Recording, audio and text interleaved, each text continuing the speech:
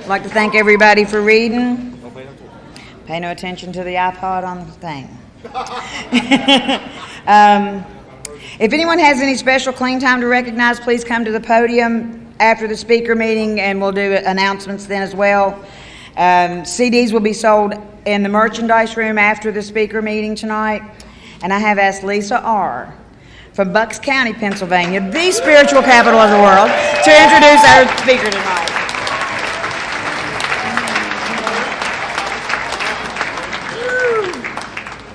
I'm an addict called Lisa. Hi, everybody. I think I'm more nervous than her. Ooh. Shannon is so special to me. Breathe, thank you. I met her about 8 years ago. I was doing step work with a sponsee in a recovery house, and she nodded out down the steps. And I'm like, what's going on? They're like, that's just Shannon. She can't stay clean, that kind of stuff. Back then, she was a stubborn, bratty teenager who would fold her arms and stomp her feet and say, I'm not going to do it, and hold her breath. And that was, I had my hands full when I first started sponsoring her 7 years ago. And it's just amazing to watch her transformation from that bratty kid into a woman with integrity and dignity. She didn't do everything right in the beginning, but she kept coming back no matter what. And, did stay clean and got committed to this program and involved in service. Shannon's been in service in this fellowship from day one and continues to, commit herself and her time and energy to service in Narcotics Anonymous. And she's my road dog. We do everything together. We've driven cross country. We've taken trapeze lessons. We've gone on cruises. I mean, it's just craziness. She started out being kind of like my child, but now she's more like a sister and a best friend. And I love you so much. And it's my pleasure to introduce Shannon H.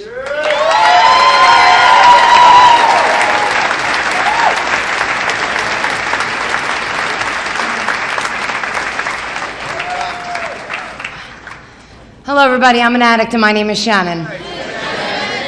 And I want to start out by thanking the committee for having me come out here and speak tonight. Beyond my wildest dreams is an understatement, I'm so full of emotion right now. And, I love you all. I mean, this room is packed with people. And this convention means more to me than I can even describe, So, yes, I'm nervous. I was going to make a sign and wear it today that said, yes, I'm nervous. You're not helping.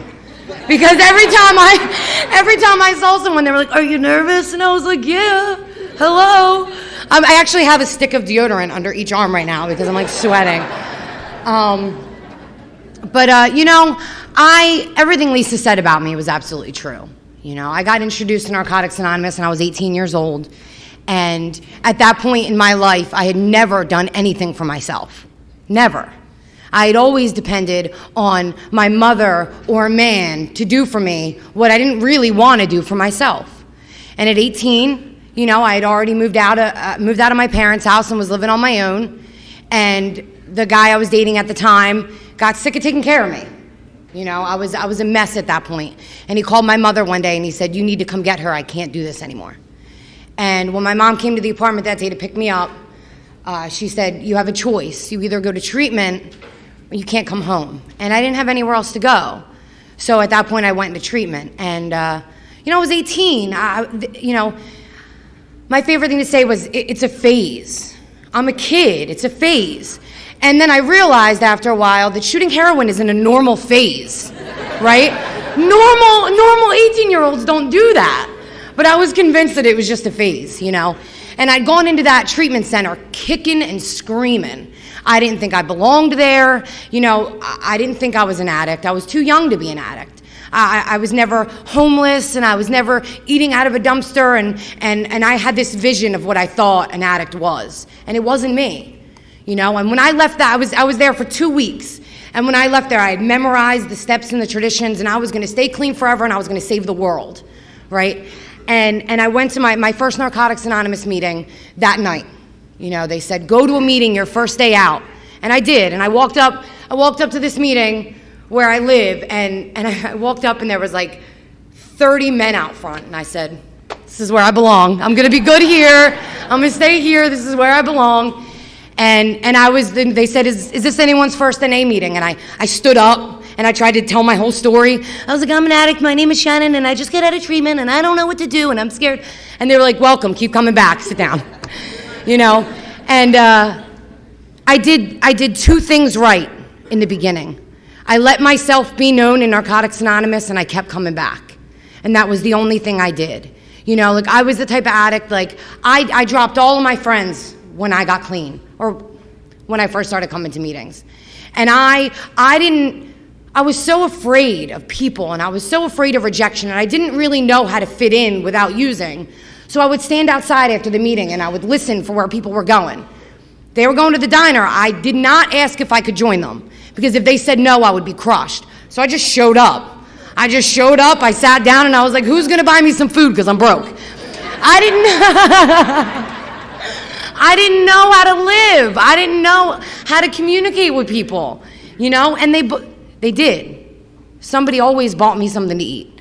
And I showed up there, and I made friends. I built a foundation in Narcotics Anonymous almost instantly. And I didn't really give people a choice. I was like, I'm just going to hang out with you, and you're going to have to deal with it, because I'm not going anywhere.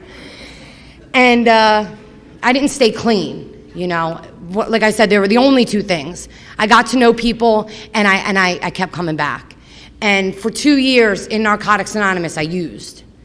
And the most wonderful thing is that nobody told me I wasn't welcome. You know, I would come to meetings, and I would sit in the back of the room, and I would nod out, and they loved me anyway. And I always got a hug, you know. And I needed that. I didn't have anywhere else to go. I literally had nowhere else to go but Narcotics Anonymous.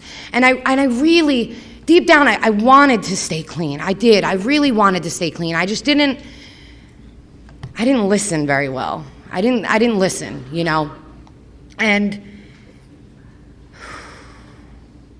I made a lot of mistakes, you know. I did. The one night I'll never forget this.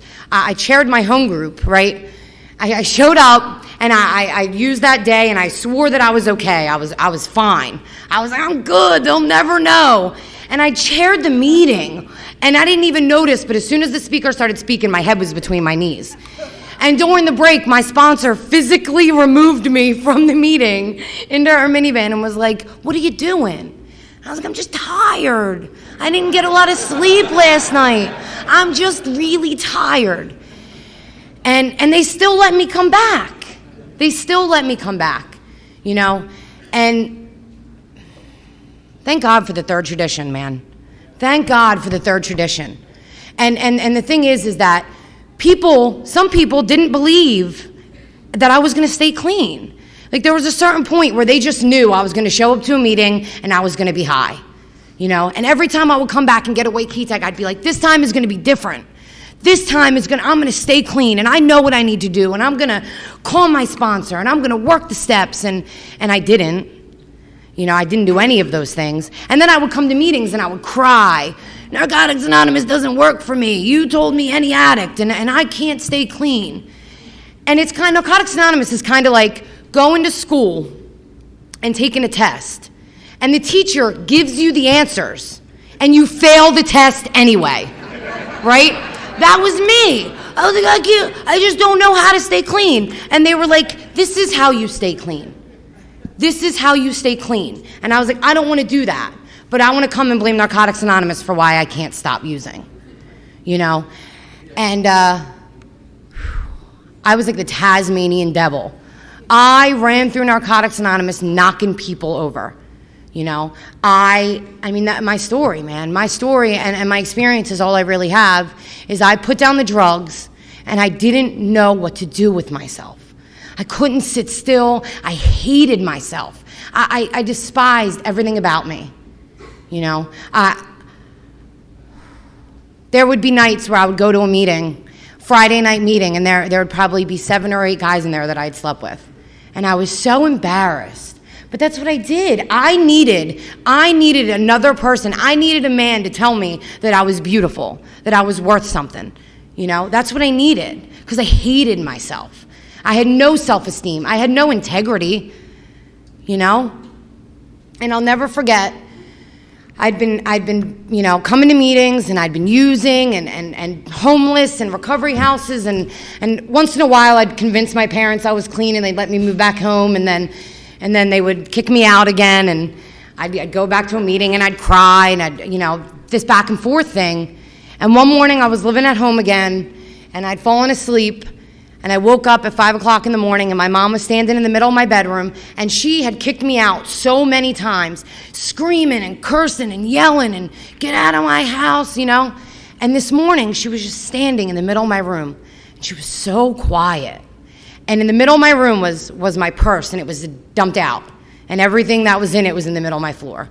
And she looked at me and she said, "Get out." And that was it. There was no more yelling. There was no more cursing. She just said, "You need to get out."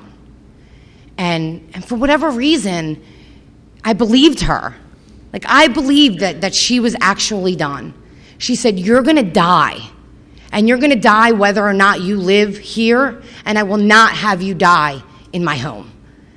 And I walked out, and she locked the door, and that was it. And I got in my car, and I drove around Levittown in circles at like 5 o'clock in the morning, and I said, "I just need to find a ways and means to use today. I'm sick, and I just need to find a ways and means to get one more." And I pulled up into the church parking lot. There's a meeting, you know, a couple blocks away from my parents' house, and I pulled up and I said, "I'm just going to sit here until I can think, until either the meeting starts or I can find a way to get high." And 2 guys had pulled up that I'd known from coming to meetings previously, and I got out of my car and I told them what had happened, and I walked into that meeting and I just cried the whole time. And it was the first time that I didn't raise my hand and say, "This time's going to be different. You know, this time I'm going to stay clean."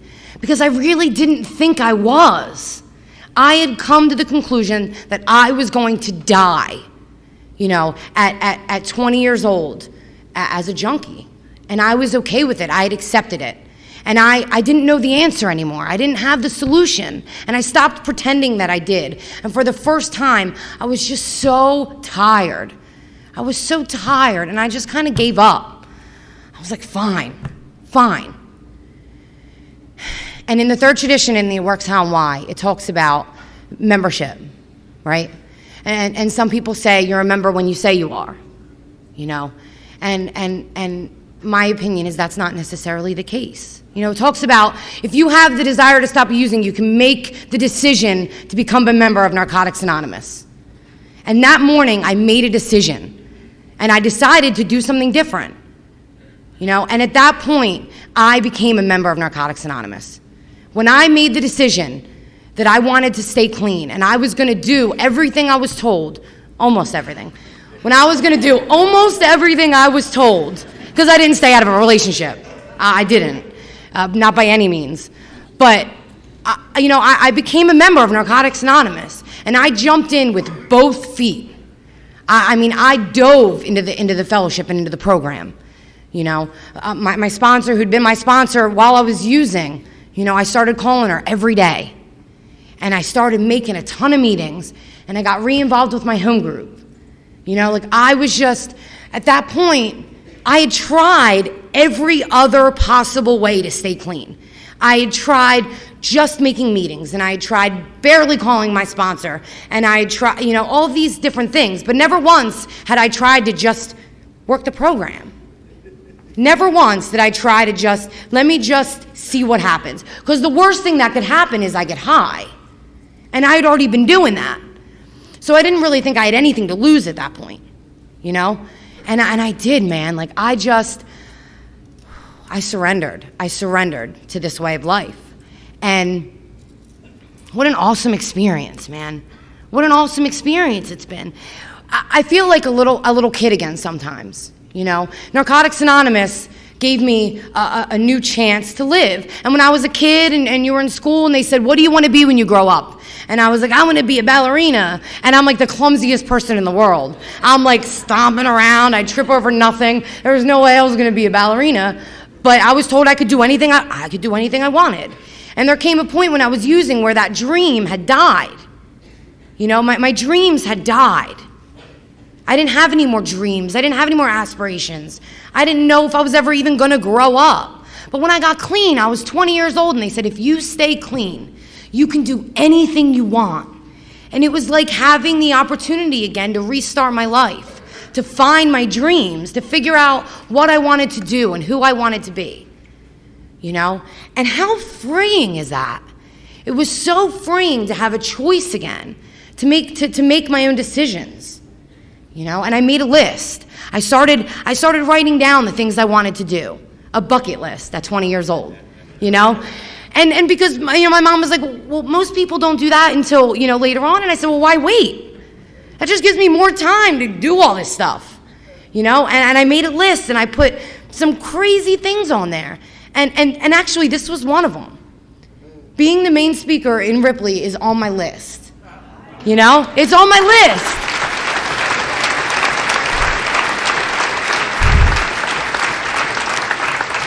Beyond my wildest dreams, man. Beyond my wildest dreams.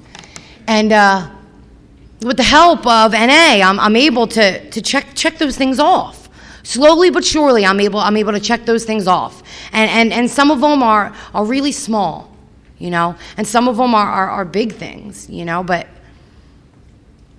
if I stay clean, I really do have the opportunity to do anything I want. Next Saturday, I'll be learning how to fly a plane. I'm gonna learn how to fly a plane. How terrifying is that? The last time I was in a plane, I had a parachute strapped to my back, and I jumped out of it. I won't jump out of the plane I'm flying. That's a terrible idea. Who does that? But, I don't know. I feel like I'm grateful to be an addict. I used to hate it. When I got clean, I was like, I'm not going to be able to drink on my 21st birthday. And I hadn't had a drink in who knows how long, And I thought about all these things I was going to be missing out on. All these things I wasn't going to be able to do. Oh, what am I going to drink when I get married? What am I going to... Married, Who wanted to marry me? Nobody wanted to marry me. No. And I grew up here, and I haven't missed out on anything. I started to live the day I got clean, And I feel like normal people don't appreciate life the way we do, right? I had come to the conclusion that I was going to die. I accepted the fact that I was going to die and almost did a couple of times. So now I appreciate my life. I appreciate being able to live. Normal people don't think about living. They just go about their business. I'm real grateful for my life today. Narcotics Anonymous saved my life. 26 years old, and I learned how to be a woman in Narcotics Anonymous. My sponsor taught me more about being a woman than my own mother did. When I was a newcomer, I learned how to do laundry. I learned how to cook. I learned how to clean. I learned how to write a check. I learned how to make a doctor's appointment. I'd never done that. I'd never made a doctor's appointment for myself. I learned how to do simple things that normal people learn how to do. I learned how to do with the help of my sponsor and other people in Narcotics Anonymous. Man. How amazing is that? How amazing is that? And it's all handed to us. We're handed the solution on a silver platter. I mean, we're given the solution. And all I needed to do was be open-minded enough to try something different. Service work, man. Service has kept me clean. I fully believe in being of service to Narcotics Anonymous. And I have been since, like my sponsor said, since day one. I joined H&I with like 30 days clean, and I had no idea what they were doing, and I was terrified of people. And I sat there every other Sunday, and I learned what they were doing. And when I had 6 months clean, I was able to go into a facility and sit on the other side of the table and leave at the end of the night when the meeting was over. You know, I got to leave. How exciting. And when I had a year clean, they made me chair of that subcommittee. You know, and I haven't been out of service since, you know. And I try to teach that to my sponsees. It's one of the first things I say. Be of service. Be of service. And if you can, we only keep what we have by giving it away. You know? And I try to teach what my sponsor taught me to my sponsees. Sorry guys, I'm really nervous up here. I'm actually terrified. To be honest with you, there's a lot of people in this room. I don't know. I feel like I took advantage of the fact that Narcotics Anonymous was always going to be there for me. I knew that I could use and come back, and they were going to be there with a hug. So I didn't really think that it was a big deal. But being on the other side of that and watching people that I love and I care about leave and not ever come back is heartbreaking. It's heartbreaking. And it really is. I mean, it really is a simple program. You work the 12 steps, you get a sponsor and a home group, and your life changes. It changes your life. I'm 26 years old, and I have almost 6 years clean. You know? And that's a miracle. It's a miracle. And I you know, this convention always falls on Mother's Day, and every year I call my mom and I always feel guilty. And still to this day she says, just be there. Just be there. You need to be there. You know, like she knows I need to be here with my second family. You know, I love this place. I absolutely love this place. And I'm just really grateful. I'm really grateful that I gave myself the opportunity to stay clean. I gave myself a break. I stopped beating myself up. I learned how to look in the mirror and smile and be a little bit okay with who I am. You know, I learned how to go home by myself at night, all by myself, and be okay with being by myself. You know, that is huge. Just being able to go home and be by myself and not feel like my skin is on fire is more than I could have asked for, you know? And that's because of the 12 steps. That's because of the steps. The steps have helped me grow into the person that I am today. The steps have helped me become a woman, have helped me help other people stay clean and learn how to live.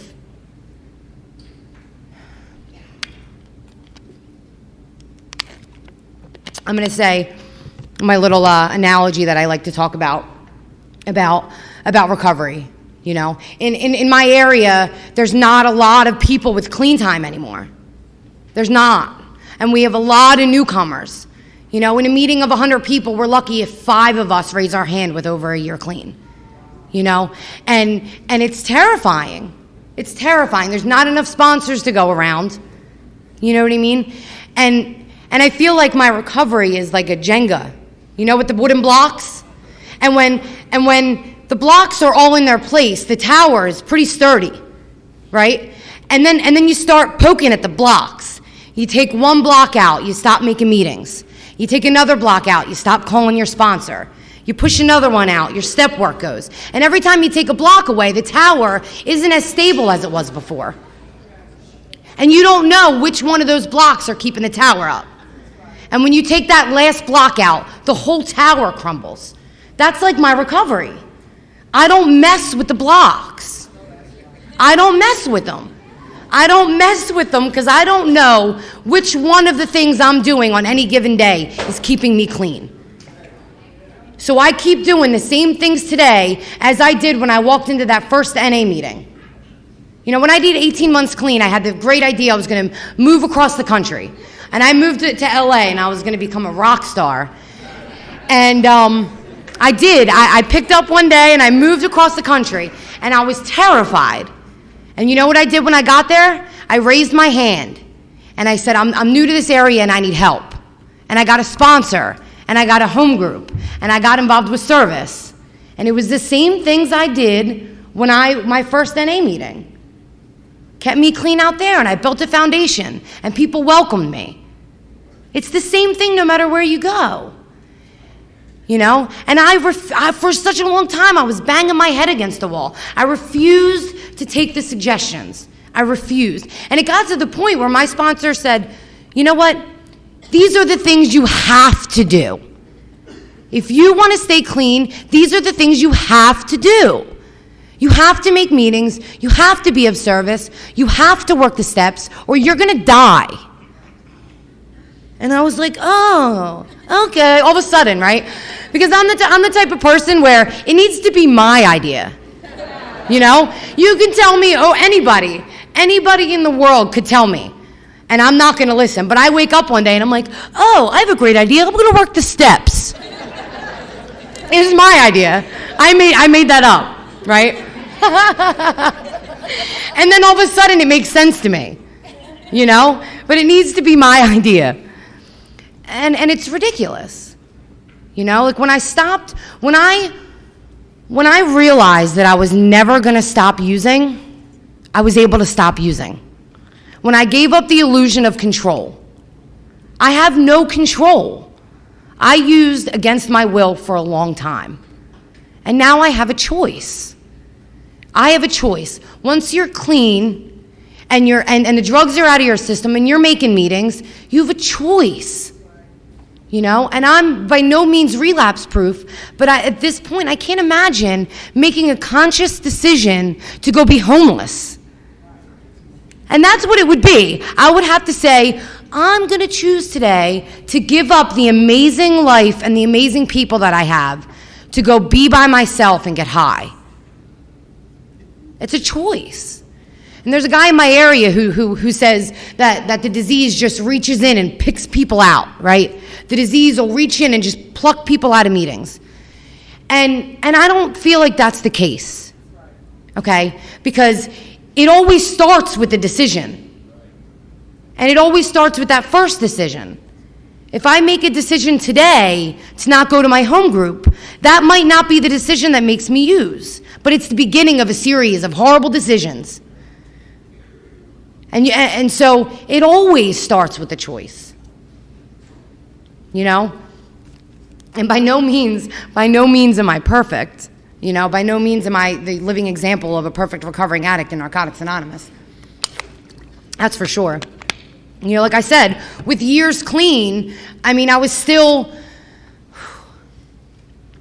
sleeping around. I was still making a mess of my life. I was still embarrassed to go to meetings. You know, I would walk into the room with my head down. Because you know when you walk into a room and you think that people are talking about you? I knew they were talking about me. It wasn't whether they were or maybe they were. I knew they were. I knew that they were talking about me. And there were times in my recovery that I didn't necessarily want to use, but I didn't want to come to meetings. By my own decision making, my own decisions made it real difficult for me to walk into the rooms of Narcotics Anonymous because I was embarrassed. I was embarrassed by the things that I had done clean. You know, and I've seen people leave for way less than that. The thing is that even with my head down, I kept coming back. You know, and there were people that didn't necessarily accept my new way of life, if you want to call it that. You know, and there were people that made my recovery pretty difficult at times, and most of those people still are not clean. You know, and I kept coming back no matter what. No matter what was going on, no matter how embarrassed I was, no matter how many horrible decisions I had made, as long as I don't use, I have a chance. And I get better every day. You know, I was on my 4-step for 3 years. And I don't suggest that to anybody. By no means do I suggest being on a 4-step for 3 years. But when the pain of not writing becomes greater than the pain of writing, I picked up that pen, man. I've many nights spent curled up in a fetal position, wanting to die clean and not being willing to do anything different. You know, and the truth is I wasn't stuck on a 4-step, I was stuck on a 3rd step. You know, I was taking my will back, man. And it almost got me high a couple times. And the night that I finished my 4-step, me and my roommate did the 4-step dance around my apartment. I ran upstairs and I knocked on her door and I said, I finished. And then we did a little dance. And I was so excited, man. What a relief. And it's always after the fact. I don't really understand why I'm working a step or what I always need to know why before. I want you to tell me why I'm doing this now, because I don't want to waste my time, right? And it's not really until after the fact when I realized why it was so important, you know? And I fought tooth and nail about that I did not want to write it. I don't want to. That's my famous line. I don't want to do it, you know? And slowly but surely I did get it done. And my 5th step was such a relief, you know? The masks must go, right? The masks have to go. That's the theme of this convention. And it wasn't until I really let go of some of the things that I've been holding on to where that mask was able to start coming off. I was so afraid of what you were going to think if I showed you who I really was. I was always so afraid of that. What if they don't like who I am? You know? What if they don't like that I'm loud and I'm obnoxious and I curse like a trucker? And no offense if you're a trucker. I am in West Virginia, right?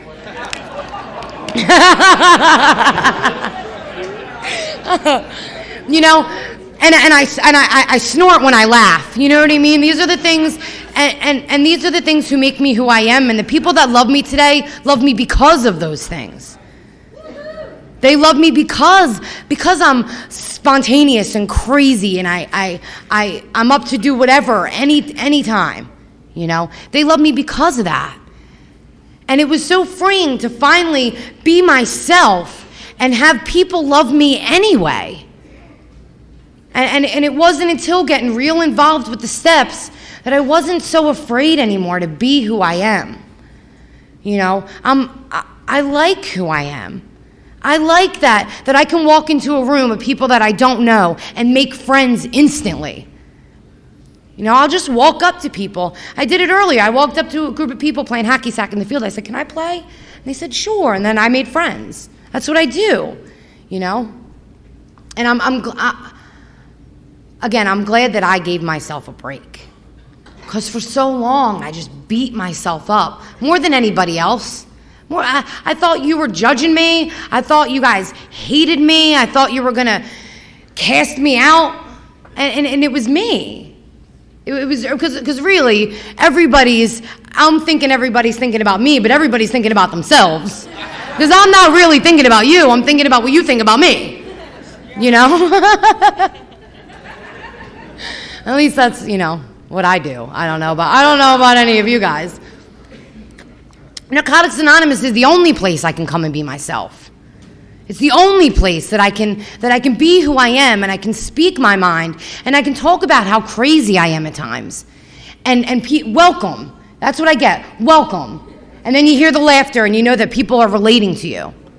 You know, I can't go into my job and talk about the things that go on in my head. I can't do that. They would be like, oh my God, you know? Sometimes I think about that. Like I have this amazing job, and I handle all the money for this large company, and I think, if you only knew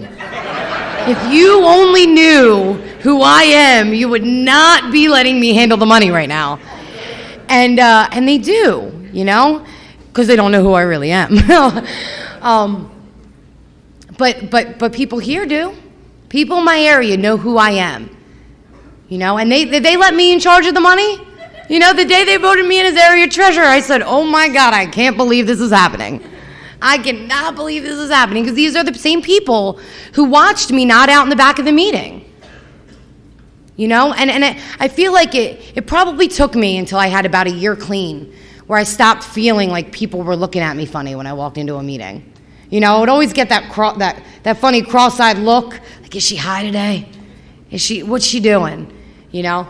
And it took me until I had about a year clean before I stopped feeling that way, where people actually believed I was clean. And that's not something you can talk about. That's something you can see. You can see it in someone's face.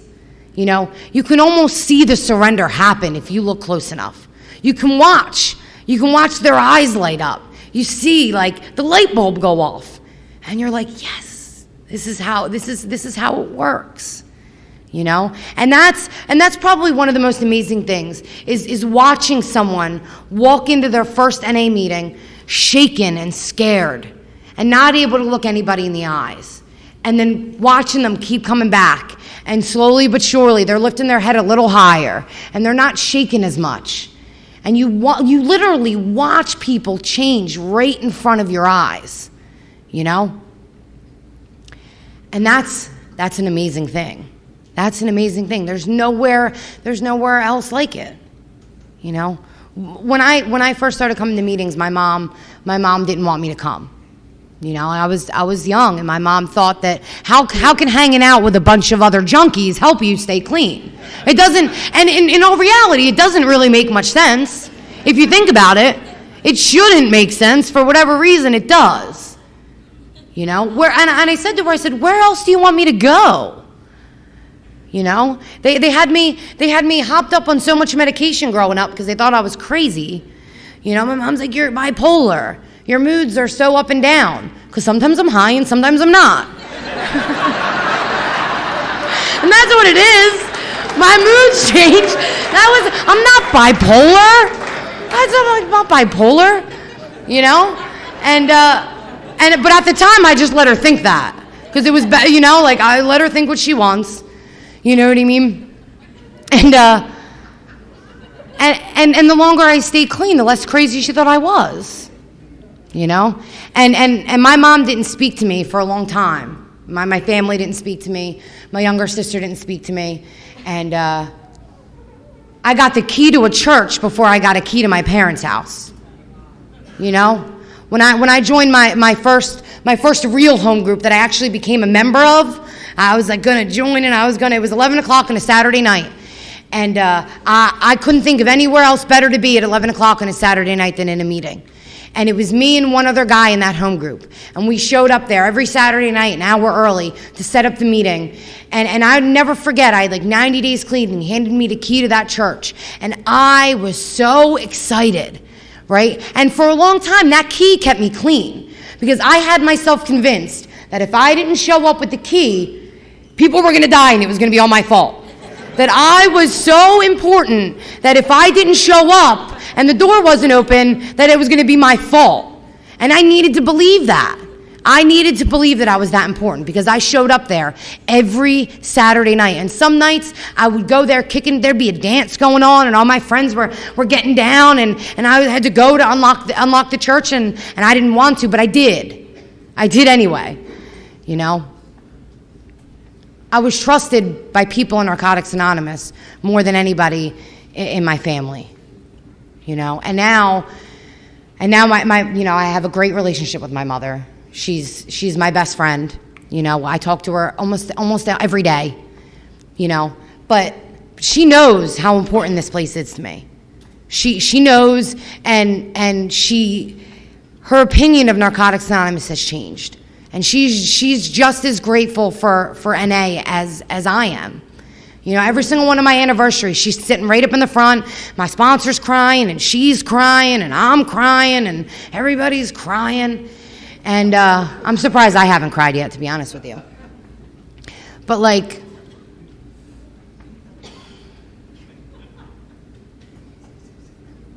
I don't know. Sometimes I'm at a loss for words when I try to describe what Narcotics Anonymous has done for me.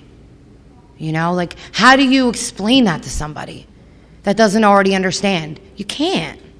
You can't explain this to anybody, you know? I was talking to, I tried once to explain this to somebody, and they thought I was nuts. And I actually had a conversation with someone the other night, And I was trying to explain it to them, and he said, how do you help people stay clean? I said, we share our experience, and we worked the 12 steps. And he goes, steps? Like country line dancing? I said, no, not like country line dancing. You can't explain it to someone who doesn't know. You can't. But we understand each other. This is like the end of the road, right? Narcotics Anonymous is like the end of the road. It's like the last stop before the bridge is out on the train. You either get off or you're going over the cliff. And I'm glad that I decided to get off the train. You know what I mean? This is my home, and this is where I belong, and I don't fight it anymore. I don't fight it. I don't fight the fact that I'm an addict. I don't fight the suggestions that my sponsor gives me, because I've seen through experience how they work in not only my life but in other people's lives. We are all living examples of how this program works. And I was talking to a couple gentlemen earlier who have a little bit more clean time than I do, and I got real nervous. I got real nervous because I thought, what do I have to say that's going to help these people?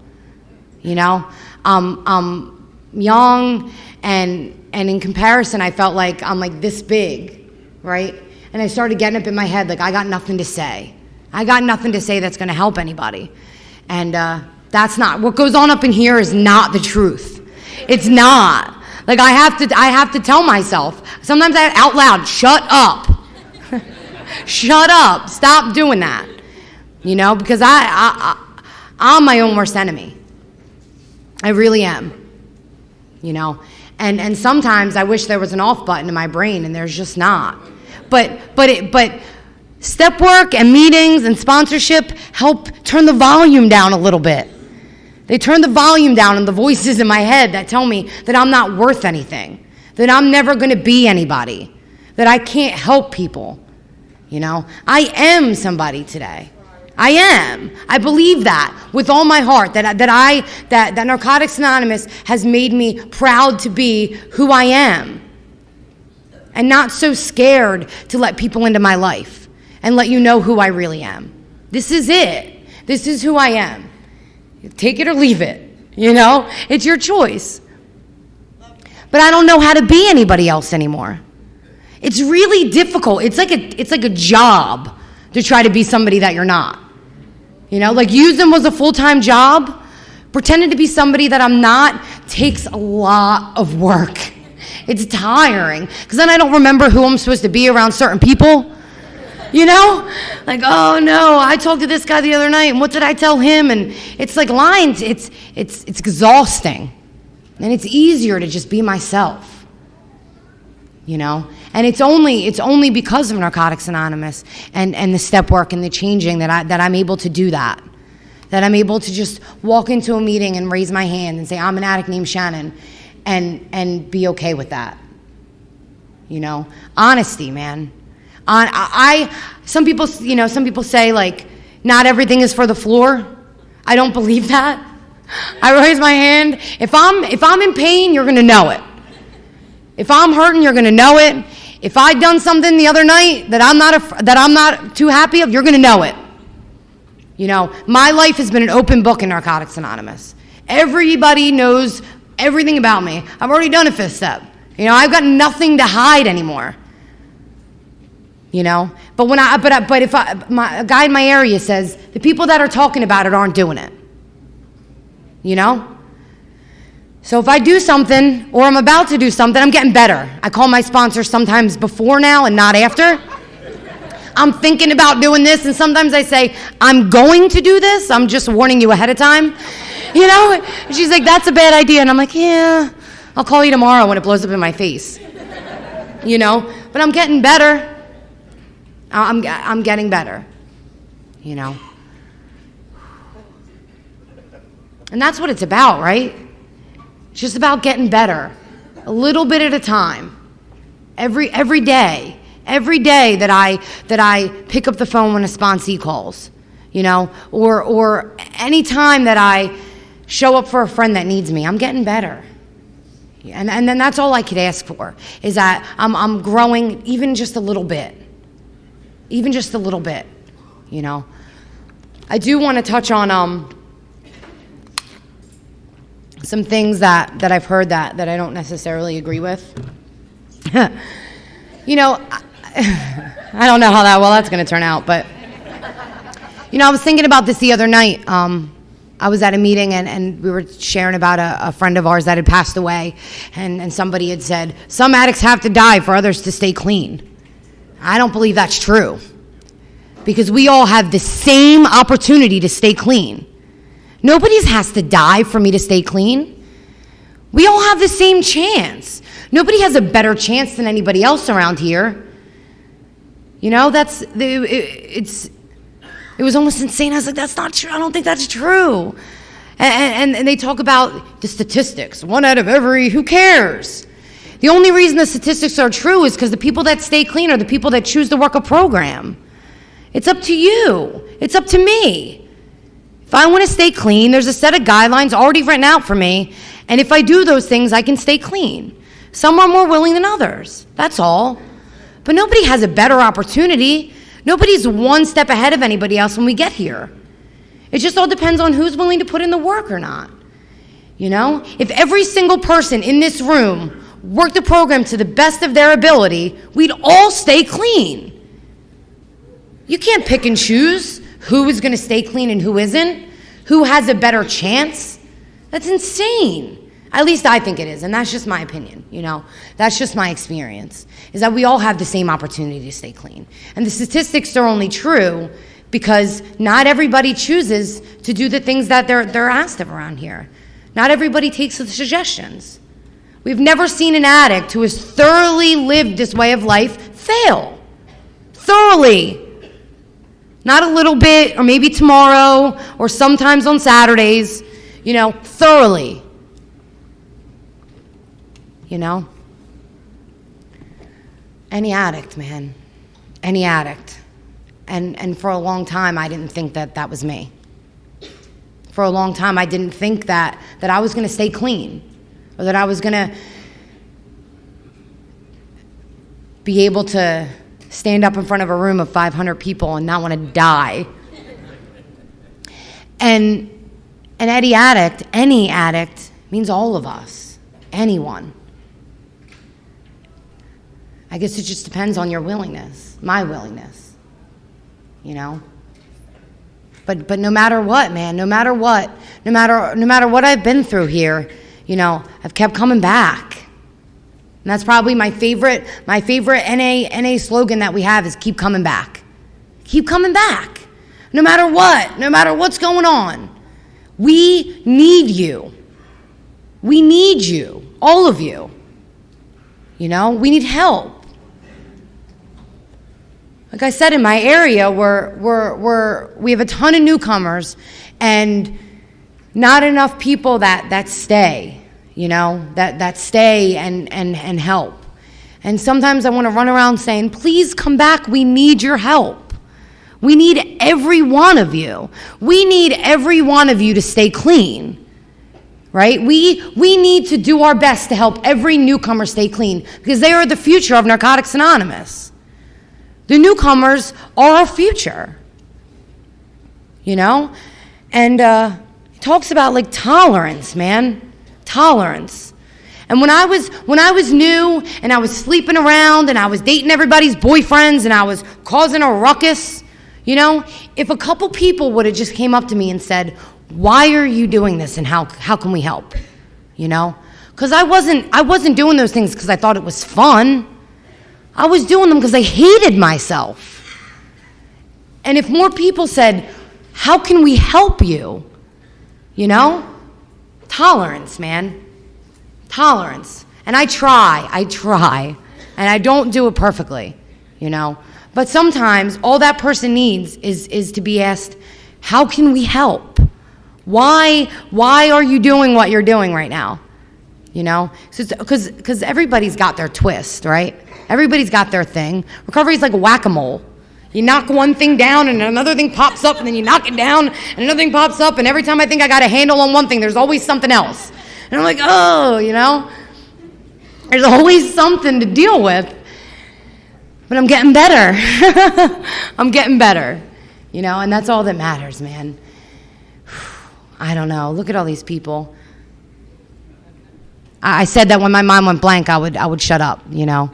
I got up here and I was really nervous, and everything that I was supposed to share came out.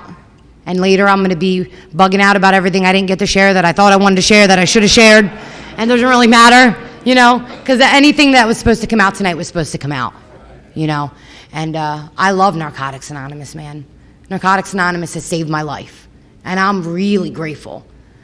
I really am. Gratitude is an action word. Gratitude is an action word. I could talk about being grateful all the time. I could say I'm grateful for my sponsor, but not call her. I could say I'm grateful for meetings and not go. You know, gratitude is I'm grateful for Narcotics Anonymous. I show up consistently. I'm grateful for the people in my life. When they need me, I'm there.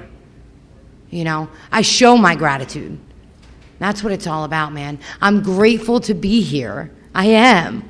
I'm so grateful to be here, and I'm so excited, and this is beyond my wildest dreams.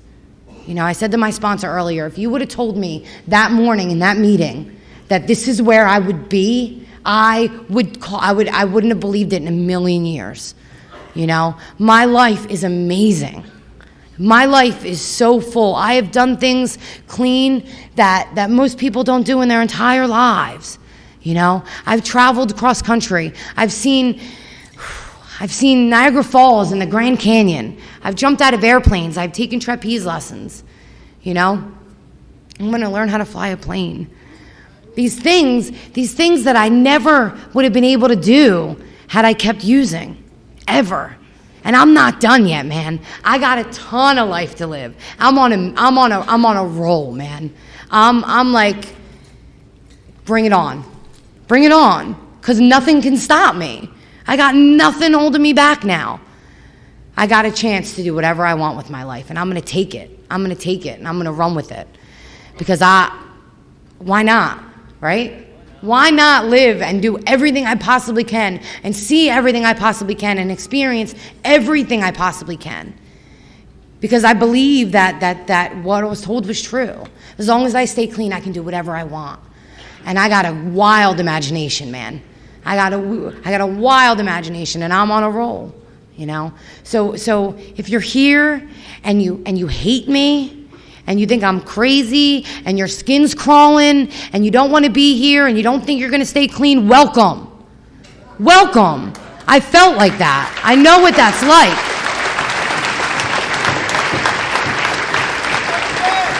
It gets better. It gets better. If you just hold on long enough, it'll get better. And then it'll get real shitty again. And then it'll get better, you know? It always gets better. It's not always going to be good, but it always gets better if you just hold on. That's all I have. Yeah.